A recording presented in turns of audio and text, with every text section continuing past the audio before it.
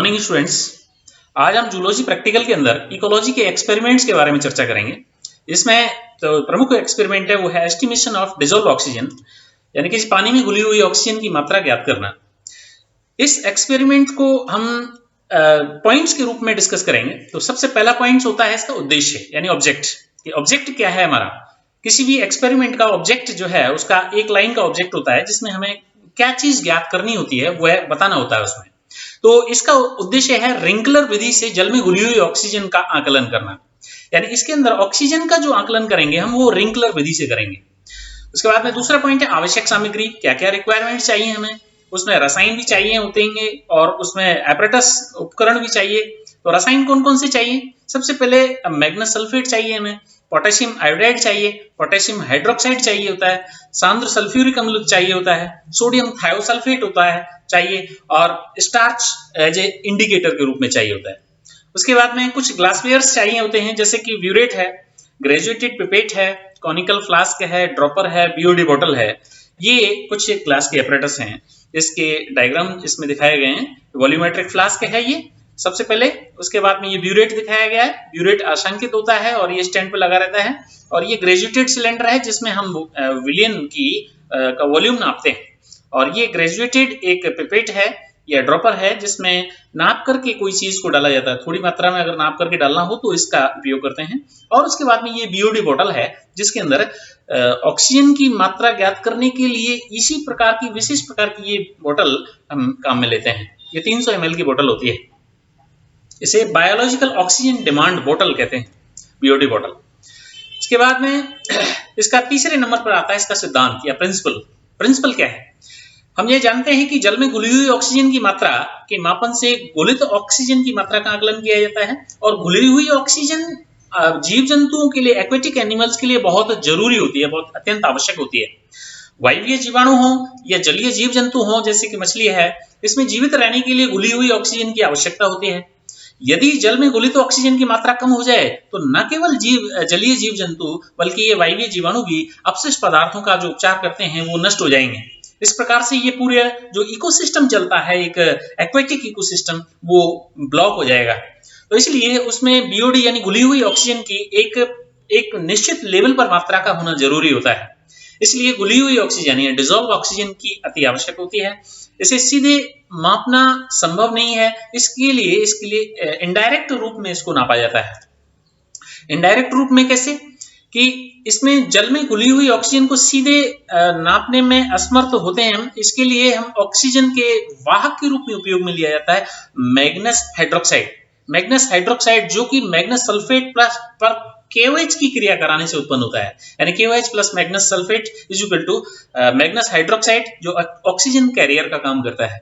अब ये जो मैग्नस हाइड्रोक्साइड है जब घुलित ऑक्सीजन से क्रिया करता है तो इसमें एक भूरे रंग का क्षारीय अवक्षेप जो मैग्नस ऑक्सी हाइड्रोक्साइड का बनता है, उसे ब्राउन प्रेसिपिटेट बनता है। इसके कारण नवजात ऑक्सीजन का निर्माण होता है। जब ये मैग्नस हाइड्रोक्साइड ऑक्सीजन से क्रिया करता है तो ब्राउन रंग का प्रेसिपिटेट मैग्नस ऑक्सी हाइड्रोक्साइड बनता है। ये मैग्नस ऑक्सी हाइड्रोक्साइड जब सल्फ्यूरिक एसिड से क्रिया करता है, सांद्र सल्फ्यूरिक एसिड से, तो नवजात ऑक्सीजन मुक्त होती है। यानी MnOHO2 plus H2SO4 is equal to MnSO4 plus H2O plus O। O जो लाल रंग से दिखाया गया है यहाँ पर, ये नवजात ऑक्सीजन है। ये नवजात ऑक्सीजन इंपॉर्टेंट होती है। नवजात ऑक्सीजन जो है वो पोटेशियम आयोडाइड का ऑक्सीडेशन कर देती है, अर्थात पोटेशियम आयोडाइड से आयोडीन को पृथक कर देती है, अलग कर देती है। और जितनी मात्रा में नवजात ऑक्सीजन बनेगी उतनी ही मात्रा में आयोडीन पृथक होगी, यानी उससे आयोडीन की मात्रा हम आकलन करेंगे। चूंकि ऑक्सीजन की डायरेक्ट मात्रा का आकलन करना संभव नहीं है, इसलिए आयोडीन की मात्रा का आकलन करके हम ऑक्सीजन की मात्रा को नापते हैं, क्योंकि जितनी आयोडीन मात्रा में प्रतिस्थापित होगी उतनी ही ऑक्सीजन बनेगी।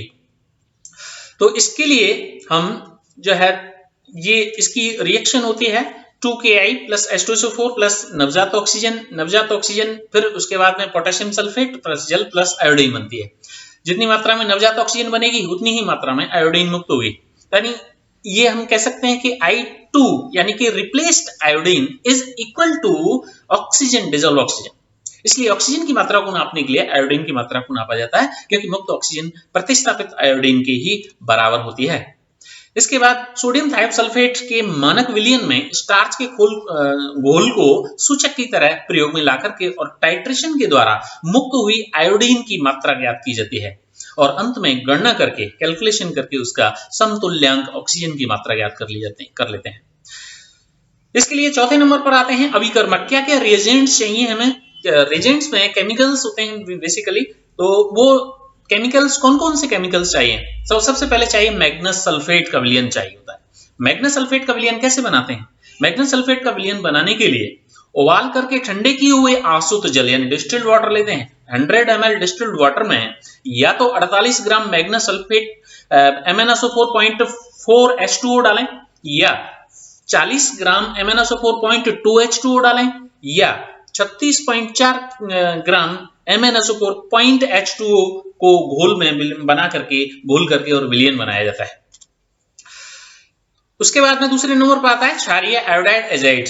ये इंपॉर्टेंट रिएजेंट होता है, अल्कली आयोडाइड एजाइड। इसमें 100 ml आसुत जल में 50 ग्राम NaOH यानी कास्टिक सोडा या 70 ग्राम KOH पोटेश कास्टिक पोटास को 15 ग्राम KI अथवा 13.5 ग्राम NaI यानी सोडियम आयोडाइड के साथ में मिला देते हैं। ध्यान रहे कि जब KOH लेंगे तो उसमें KI मिलाएंगे और NaOH लेंगे तो उसमें NaI मिलाएंगे, यानी KOH प्लस KI अथवा NaOH प्लस NaI, इनको आयोडाइड एजाइड कहा जाता है। ये दोनों ही साल्ट आयोडाइड एजाइड का काम करते हैं। अब 5 ग्राम जो NaNO3 है सोडियम नाइट्रेट, वो 20 ml आसुत जल में मिलाकर के इसमें से पिपेट के द्वारा 4 ml लेकर और सोडियम एजाइड विलयन के साथ में मिलाते हैं। उसके बाद में वो उसमें बन करके ये सोडियम आयोडाइड एजाइड का विलयन तैयार हो जाता है। उसके बाद में आगे चलते हैं सोडियम थायोसल्फेट। सोडियम थायोसल्फेट जिससे हम टाइट्रेशन करेंगे, ये टाइट्रेंट कहलाता है, जिसको ब्यूरेट में भरेंगे।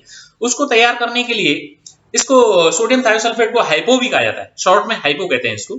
इसके 2 विलयन तैयार किए जाते हैं, एक तो स्टॉक विलयन और एक स्टैंडर्ड विलयन।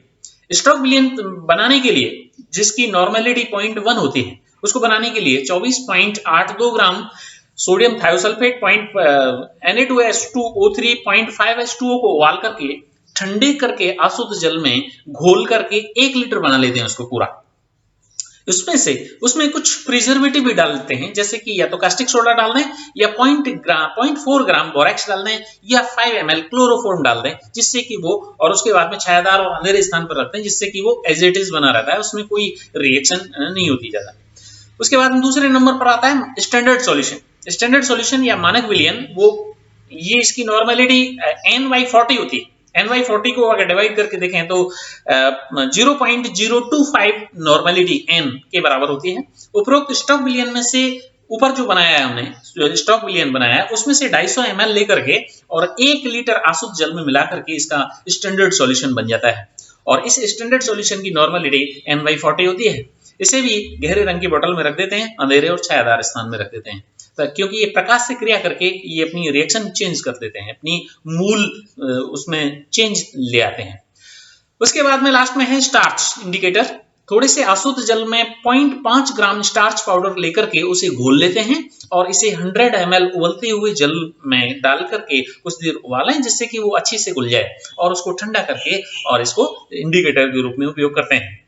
इसको रखने के लिए इसमें टोलुइन या फॉर्मल्डिहाइड की कुछ बूंद डाल करके रख देते हैं, तो ये स्टार्च सूचक जो है वो रखा रहता है काफी टाइम तक और वो खराब नहीं होता, कई दिनों तक इसको काम में ले सकते हैं। इस विलयन में आयोडीन, ये जो स्टार्च इंडिकेटर है, ये किसी भी सॉल्यूशन में आयोडीन की उपस्थिति को इंडिकेट करता है।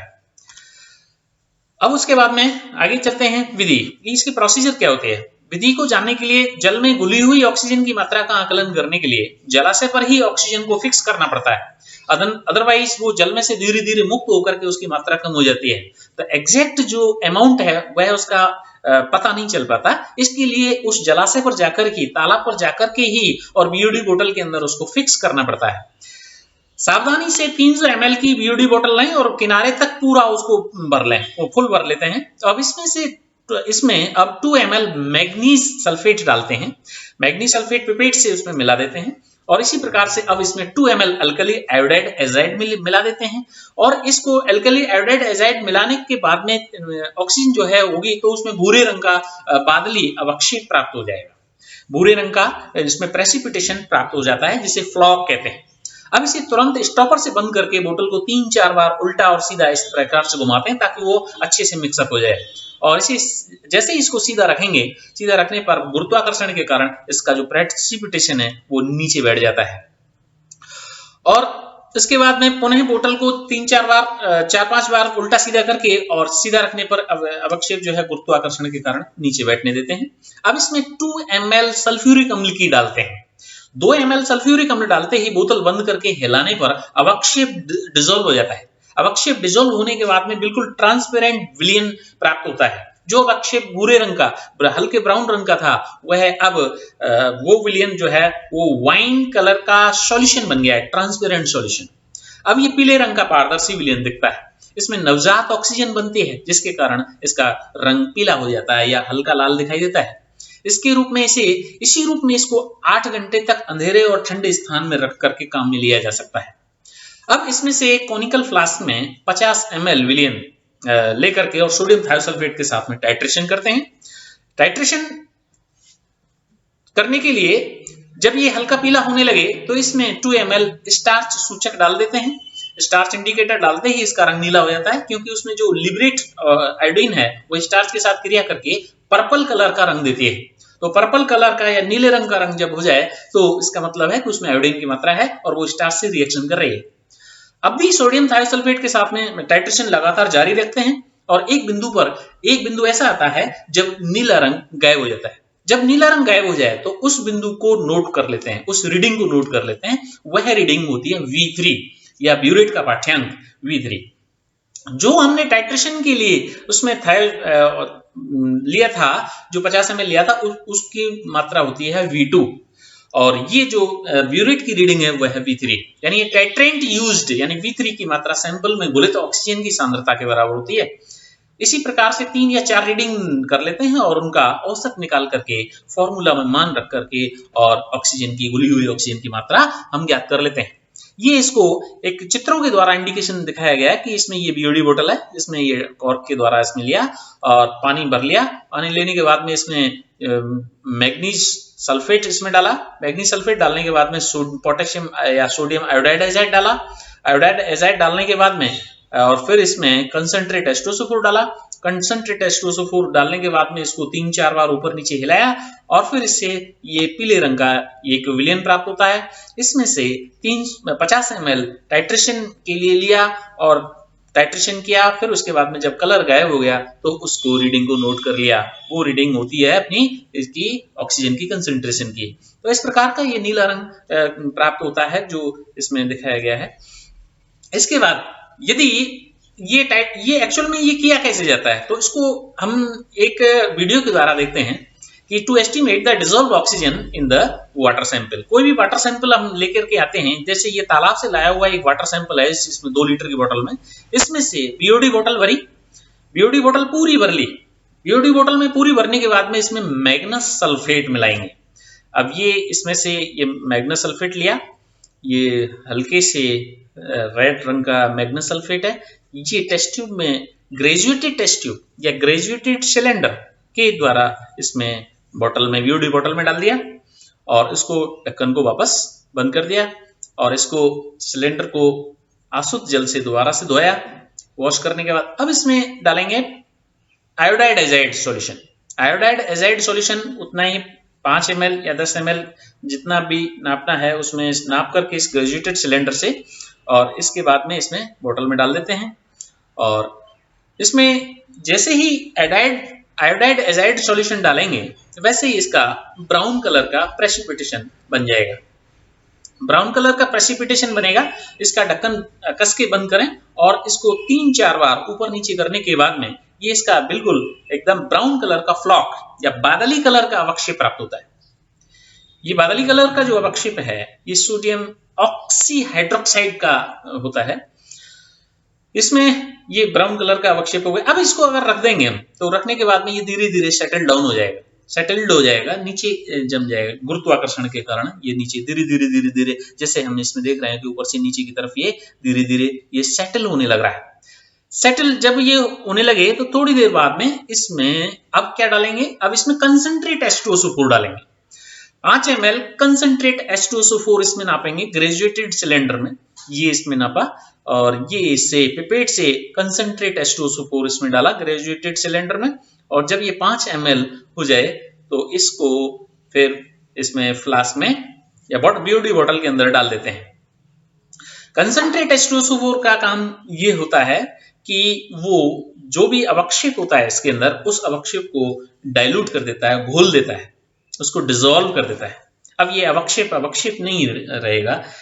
ये कंसंट्रेट H2SO4 इसमें लिया और इस बोतल के अंदर ये थोड़ा सा हिलाया, हिलाने के बाद इस ग्रेजुएटेड सिलेंडर का H2SO4 इस बोतल के अंदर डाल दिया। अब ये जैसे ही कंसंट्रेट H2SO4 इसके अंदर गया, वैसे ही इसमें पूरा जो प्रेसिपिटेशन है, जो प्रेसिपिटेट के रूप में था, अब वो पूरा डिसॉल्व हो गया। और इसमें ढक्कन लगाने के बाद में इसको थोड़ा हिलाएं तो ये बिल्कुल एकदम वाइन रेड कलर का, यानी वाइन कलर का ये सॉल्यूशन प्राप्त होता है। इसमें अब अवक्षेप नहीं रहा है, क्योंकि अवक्षेप पूरा H2SO4 के कारण घुल चुका है। ये डार्क ब्राउन कलर का अवक्षेप विलयन प्राप्त हुआ है। अब इस विलयन को थोड़ा ऊपर नीचे अच्छे से हिलाते हैं, हिलाने के बाद में ताकि वो पूरी तरह से वो घुल जाए। अच्छी तरह से हिलाने के बाद इसमें से अब इसके जो है वो ब्यूरेट में हाइपो के साथ में इसका टाइट्रेशन करेंगे। अब चूंकि ये बीओडी बोतल है और बीओडी बोतल 300 ml की होती है और उस 300 ml इसमें सॉल्यूशन है, इस 300 ml में 50-50 ml सैंपल लेकर के अगर टाइट्रेशन करते हैं तो लगभग 6 रीडिंग इसकी आ सकती हैं। तो लगभग 3 या 4 रीडिंग हमें लेनी चाहिए और उस 3 या 4 रीडिंग के अंदर उसका औसत निकाल करके और फिर उसके बाद कैलकुलेशन करके उसमें बोले ऑक्सीजन ले लेते हैं। अब इसमें से सैंपल के रूप में ये 50 ml लिया, 50 ml इस बीओडी बोतल में से नाप करके लिया। अब इस 50 ml को इस बोरोसिल के फ्लास्क में डालेंगे और इसके साथ में टाइट्रेशन करेंगे, हाइपो के साथ टाइट्रेशन करेंगे। ब्यूरेट के अंदर हाइपो भरेंगे, ये ब्यूरेट के अंदर हाइपो भरा जा रहा है, सोडियम थायोसल्फेट भरा जा रहा है। सोडियम थायोसल्फेट को पूरा 0 तक भरेंगे। अगर 0 से आगे निकल जाता है ये, तो उसके बाद में वापस निकाल करके और इसको वापस 0 पर लाएंगे, ताकि 0 से हम इसकी रीडिंग को अच्छे से ले सकें कि भाई कितना हाइपो या सोडियम थायोसल्फेट काम में आया। इसके बाद ये इसको निकाल करके इसको 0 पे लाया जा रहा है और 0 पे ये आने के बाद में इसके साथ में जो फ्लास्क में जो मटेरियल है, विलयन है, उसके साथ में इसका टाइट्रेशन किया जाएगा। ये अब 0 पे आ चुका है और 0 पे आने के बाद अब इसके साथ टाइट्रेशन करते हैं। टाइट्रेशन करने के बाद में धीरे धीरे ध्यान रहे कि इसमें ड्रॉप बाय ड्रॉप इसमें सॉल्यूशन डालना है। और ये जैसे ही सोडियम थायोसल्फेट बूंद बूंद करके इसके अंदर मिक्स होगा, वैसे ही इसका कलर हल्का होता जाएगा। जो डार्क ब्राउन था पहले, वह कलर इस हाइपो की वजह से हल्का होता चला जाएगा। इसमें धीरे धीरे इसमें डालते जाते हैं और जैसे ही हल्का हो जाए या ये ब्राउन कलर गायब हो जाए, उसके बाद में इसमें सफेद रंग का हो जाए या हल्के पीले रंग का हो जाए, तो इसमें स्टार्च इंडिकेटर डालते हैं। अब इसमें स्टार्च इंडिकेटर जो पहले से तैयार किया हुआ है, उसकी कुछ बूंदें इसमें डालते हैं, ऐड करते हैं, मिक्स करते हैं। तो स्टार्च इंडिकेटर जो होता है वो आयोडीन की उपस्थिति को बताता है, ऑक्सीजन की उपस्थिति नहीं बताता, वो आयोडीन की उपस्थिति बताता है। और आयोडीन को ऑक्सीजन प्रतिस्थापित करती है, इसलिए आयोडीन की मात्रा का आकलन करके ही ऑक्सीजन की मात्रा का आकलन किया जाता है इसमें। यानी इनडायरेक्ट रूप से ऑक्सीजन की मात्रा को नापने के लिए आयोडीन की मात्रा को नापते हैं, जिससे ऑक्सीजन की मात्रा नापी जाती है। अब इसमें ड्रॉप करके इसमें मिक्स करते जाते हैं। अब चूंकि आयोडीन जो होती है वो आयोडीन और स्टार्च दोनों क्रिया करके पर्पल कलर देते हैं, नीला कलर देते हैं, तो ये नीला कलर इसमें हल्का सा पर्पल कलर होता है। और जब ये पर्पल कलर गायब हो जाए, धीरे धीरे बूंद बूंद करके जब हिलाते जाते हैं, बूंद डालते जाते हैं, हिलाते जाते हैं, डालते जाते हैं, हिलाते जाते हैं, फिर उसके बाद में जैसे ही ये पर्पल कलर गायब हो जाए, वैसे ही इसकी रीडिंग को नोट कर लेते हैं। वो हमारी अंतिम रीडिंग होती है। जैसे इसमें ये डाला और इसमें मिक्स किया और हिलाया, इसमें डाल करके हिलाते जा रहे हैं, ये फ्लास्क को हिलाते जा रहे हैं और ब्यूरेट में से बूंद बूंद करके इस फ्लास्क में ये सोडियम थायोसल्फेट की मात्रा इसमें मिक्स होती जा रही है। एक पॉइंट ऐसा आएगा जब ये पूरा का पूरा कलर इसमें से एकदम व्हाइट हो जाएगा, यानी ट्रांसपेरेंट हो जाएगा, व्हाइटिश कलर का ट्रांसपेरेंट हो जाएगा। अब ये वाला जो पॉइंट होगा, ये वाला जो पॉइंट होगा वह है एकदम, ये अब देखिए इसमें हो गया ये ट्रांसपेरेंट, तो ये वाला जो रीडिंग होगी ये ब्यूरेट की फाइनल रीडिंग होगी और इसको V3 के रूप में हम नापेंगे। तो ये रीडिंग हो गई। अब इस रीडिंग को हम ये प्रेक्षण सारणी में ऑब्जर्वेशन टेबल बनाते हैं और ऑब्जर्वेशन टेबल इस प्रकार से बनाते हैं, इसमें सबसे पहले क्रम संख्या, फिर बीओडी बोतल में लिया हुआ अमाउंट कि कितना बीओडी बोतल के अंदर हमने ऑक्सीजन को फिक्स किया, उसमें से सैंपल के रूप में कितना निकाला और सैंपल की ब्यूरेट के साथ में टाइट्रेशन किया। तो लगभग 300 ml की बोतल होती है, तो इसलिए उसमें अमाउंट तो 300 ml ही आएगा और इस 300 ml के अमाउंट को V1 के नाम से जानते हैं। फिर इसमें से सैंपल लेते हैं, लगभग 50 ml सैंपल लेते हैं जिसको V2 के नाम से इसका इंगित किया गया है और इसमें ब्यूरेट की रीडिंग है, शुरुआत में 0 ml है और फिर उसके बाद में लास्ट की रीडिंग ले ली और उसके बाद में उनका डिफरेंस ले लिया। और यहाँ पर कंटिन्यूटी में भी ले सकते हैं, इसको बार बार 0 पर लाया गया है, इसकी बजाय हम 2.0 पर, ये पहली रीडिंग थी तो 2.0 से हम स्टार्ट कर सकते हैं, तो 2.0 से स्टार्ट करते तो ये 4.4 आती, 4.2 आती और फिर उसके बाद में 4.2 से फिर इसके बाद में आगे आता, तो ये यानी 0 की बजाय हम डायरेक्ट भी कर सकते हैं और 0 भी कर सकते हैं। तो हमने ये बार बार भर के 0 लिया था, इसलिए इसको आकलन करना, इसका डिफरेंस निकालना आसान हो गया। अब ये डिफरेंस जो आया वह है मीन वैल्यू निकाल करके इसका 2 ml इसका मीन वैल्यू आ गई, यानी V3 का मान 2 ml आ गया और V2 का मान 50 ml था। इसके बाद में अब चलते हैं कैलकुलेशन कैसे करेंगे। कैलकुलेशन करने के लिए निम्न सूत्र में मान रख करके घुलित ऑक्सीजन की गणना की जाती है और इसकी नॉर्मेलिटी जो है वो N/40 होती है। इसका फॉर्मूला ये है, dissolve oxygen is equal to atomic weight of oxygen into normality into multiplied by milligrams in gram and multiplied by volume of thio used, thio जो ब्यूरेट की रीडिंग है वो, and divided by volume of sample taken. तो हमने इसका atomic weight 8 होता है और नॉर्मेलिटी इसकी N/40 थी, इसलिए उसको हमने रखा 0.025 और एक में अगर 40 का भाग देंगे तो ये इतना आएगा और इसके बाद में ये इसका डिवाइडेड बाय 1 लीटर बनाने के लिए इसको 1000 का मल्टीप्लाई किया और फिर इसकी वॉल्यूम V3 जो ब्यूरेट का रीडिंग है वह 2 है, इसलिए 2.0 है इसलिए 2 रख दिया और V2 जितना हमने सैंपल लिया था उसमें फ्लास्क के अंदर टाइट्रेशन के लिए वो 50 ml लिया था, तो इसमें वैल्यू रख दी और दोनों का मल्टीप्लाई करके इसका 8 मिलीग्राम पर लीटर ऑक्सीजन की मात्रा आ गई। इस प्रकार से इसका रिजल्ट आया, जलाशय में घुली हुई ऑक्सीजन की मात्रा 8 मिलीग्राम प्रति लीटर प्राप्त होती है। तो इस प्रकार ये कैलकुलेशन करने के बाद में ये ऑक्सीजन की मात्रा आई। इसमें कुछ सावधानियां बरतनी होती हैं, जैसे प्रादर्श लेते समय बोतल को बाहर की वायु अंदर प्रवेश नहीं करने देनी चाहिए। रीजेंट डालते समय पिपेट को तली तक ले जाएं। बोतल को उलट पुलट करते समय उसमें से द्रव बाहर ना निकले, इस प्रकार से उसको मोड़ें। अनुपमान यानी टाइट्रेशन के दौरान जो रंग परिवर्तन को ध्यान से देखें, ऐसा नहीं हो कि डालते जाएं और रंग ज्यादा डार्क हो जाए और फिर वो गड़बड़ हो जाए। तो इस प्रकार से अगर इसको मिलीग्राम पर लीटर में से मिलीलीटर पर लीटर में अगर मल्टीप्लाई उसको करना हो, चेंज करना हो, तो इससे मल्टीप्लाई कर सकते हैं। अगर एक एवरेज टेम्परेचर पर ऑक्सीजन की मात्रा को देखें पानी में, तो 0 टेम्परेचर पर सबसे ज्यादा मात्रा ऑक्सीजन की होती है और उसके बाद जैसे जैसे गर्म करते जाते हैं वैसे वैसे कम होती जाती है और 100 टेम्परेचर यानी उबलते हुए पानी में सबसे कम होती है। तो ये था ऑक्सीजन का मापन। Thank you very much.